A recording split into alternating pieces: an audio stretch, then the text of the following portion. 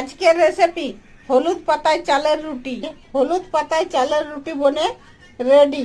খুব সুন্দর হয়েছে, গোল্ডেন ব্রাউন হয়ে গেছে দুদিকেই। হলুদ পাতায় চাল গুঁড়ির রুটি বানার জন্য এই যে আতপ চালের গুঁড়ি নিয়েছি।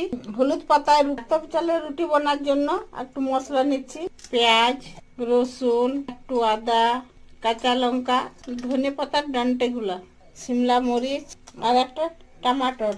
বিনা জলে এর পেস্ট বানাই নিব। যে পেস্ট বানাই নিয়ে আর একটা বড় বাটিয়ে নিয়ে এর মধ্যে চালগুড়ি দিয়ে মাখিয়ে নিব।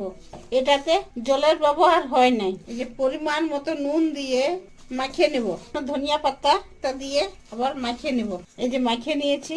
এরপর হলুদ পাতাটা ধুয়ে নিয়ে তাওয়াটা বসাই নিয়ে তার উপরে হলুদ পাতা দিয়ে হলুদ পাতাটায় তেল দিয়ে এই দুটো পাতায়